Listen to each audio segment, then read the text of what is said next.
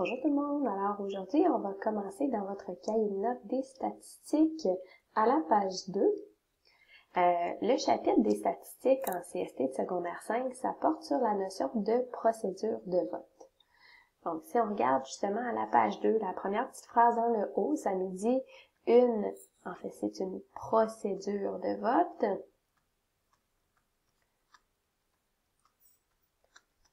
Va permettre de déterminer le résultat d'un vote ou d'une élection. Donc, il va exister plusieurs procédures de vote et tout au long du chapitre, on va justement aller voir les différentes procédures. Donc, selon la procédure, ça peut avoir une influence sur le résultat de l'élection, par exemple, qui va arriver. C'est ce qui est dit ici. Alors, première procédure de vote qu'on regarde ensemble, c'est ce qu'on appelle la règle de la pluralité. La règle de la pluralité, le principe est assez simple. Le candidat qui se voit attribuer le plus grand nombre de votes, ce qu'on appelle justement la pluralité, ça va être lui qui va être vainqueur.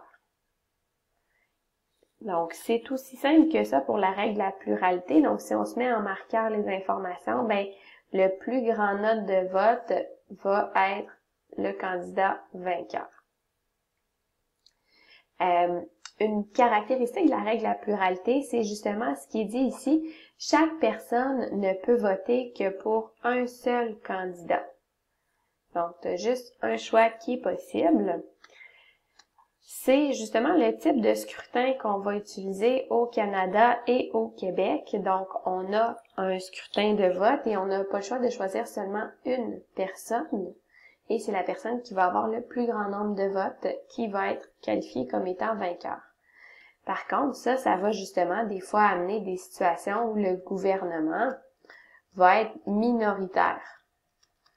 Donc, c'est pas toujours le cas, mais ça va arriver justement qu'on ait un gouvernement minoritaire avec la règle de la pluralité. Certaines caractéristiques de la règle de la pluralité, ça nous dit, donc, c'est une méthode qui est simple et rapide à mettre en œuvre. Et une autre caractéristique qui est peut-être un peu moins intéressante, c'est que ça peut faire gagner un candidat qui déplaît à une grande partie des électeurs. Donc, le candidat vainqueur, ça va pas toujours convenir à tout le monde. Si on regarde le petit exemple juste en bas ici, donc on nous présente en fait les résultats d'une élection. On a 4 candidats différents, donc A, B, C, D, et on a le nombre de votes qui est arrivé. Si on se fie à notre méthode de la pluralité, je vais tout simplement regarder parmi les 4 lequel a le plus grand nombre de votes. Donc, on peut voir que c'est 32 qui représente le plus grand nombre de votes. Alors, selon la règle de la pluralité, le scrutin à la pluralité, c'est le candidat A qui va remporter l'élection.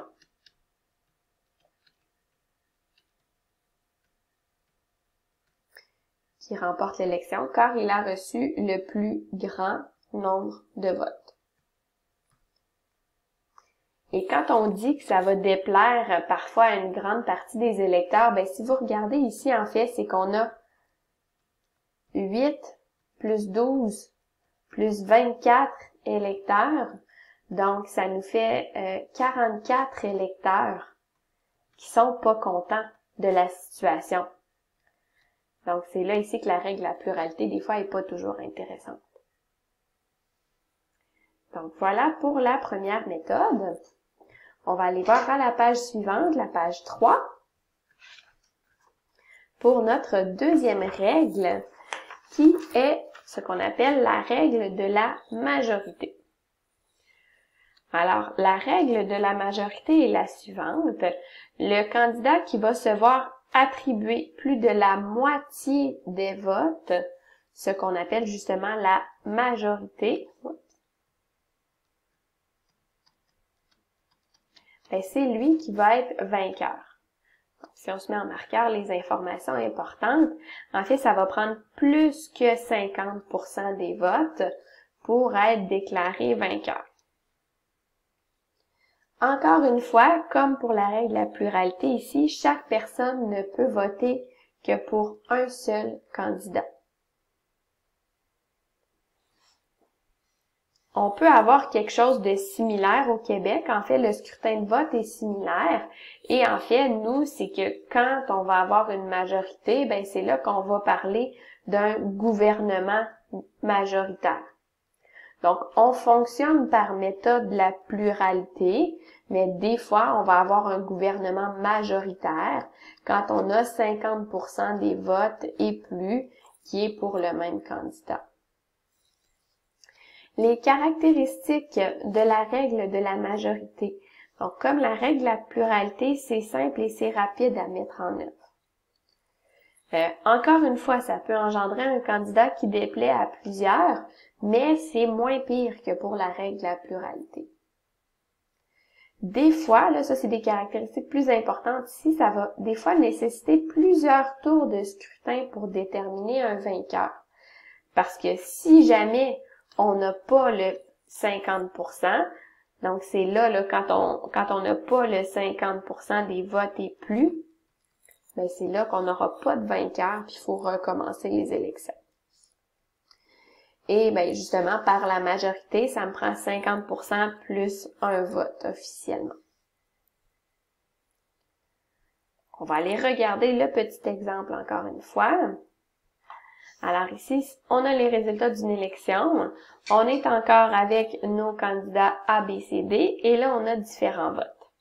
Donc, pour la règle de la majorité, j'ai besoin d'abord d'aller connaître mon total des votes. Quand ce n'est pas donné. Fait qu'ici, il faudrait qu'on aille faire 14 plus 9 plus 30 plus 5. Et ça me donne un total de 58 votes. Ensuite, une fois qu'on a obtenu le total des votes, en deuxième étape, il faut qu'on aille trouver justement, ça représente quoi la majorité des votes. Donc, on va aller calculer 50% de 58. C'est quoi?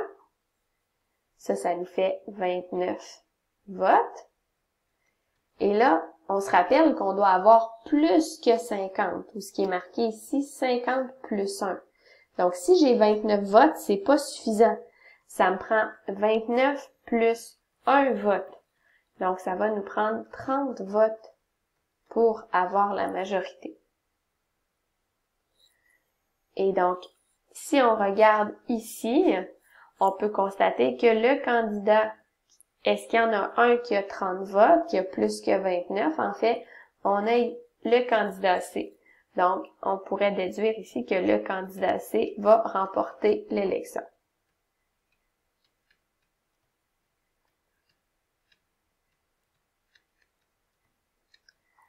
Alors, voilà ici pour l'exemple 1. On termine avec le petit exemple dans le bas de la page 3 qui vient en fait faire un résumé des deux méthodes qu'on vient tout juste de voir, pluralité et majorité.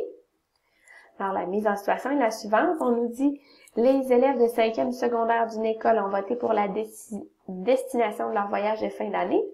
Le tableau représente les résultats du vote. Donc, on a 3 destinations avec les différents votes et on nous donne le total ici. Alors, en A, on nous demande quelle serait la destination choisie selon la règle de la pluralité. Et on nous demande aussi combien on a d'élèves insatisfaits. Donc, la règle de la pluralité sous-entend tout simplement le plus grand nombre de votes. Donc, si je regarde dans mon tableau, le plus grand nombre de votes, c'est notre 203. Donc, la destination serait Los Angeles.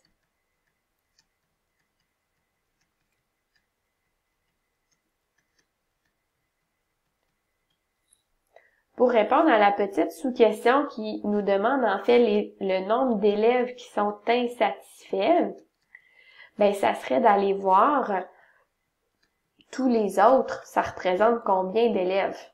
Donc, mon 86 qui voulait aller à New York et mon 116 qui voulait aller à Chicago, ça représente combien d'insatisfaits? Ça nous en représente 202 insatisfaits.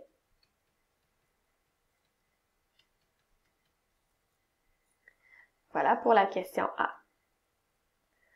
Pour la B, quelle activité serait choisie selon la règle de la majorité? Donc, comme on vient de voir, j'ai besoin de mon total. On nous le donne. Ensuite, j'ai besoin de connaître la majorité. Donc là, je vais juste écrire total 405 votes. La majorité, je dois aller calculer 50% de 405. Et quand je calcule, ça me donne 202,5 votes. Donc, nous, on va vouloir que la personne qui gagne, elle ait plus que 202,5 votes. Donc, ça va nous amener à 203 votes, selon la règle de la majorité. Donc, je reviens dans mon tableau. Est-ce que j'en ai un qui a 203 et plus? Ben oui, on a encore une fois Los Angeles. Donc, notre destination choisie serait encore Los Angeles avec la méthode de la majorité. Alors voilà pour les notions du premier cours.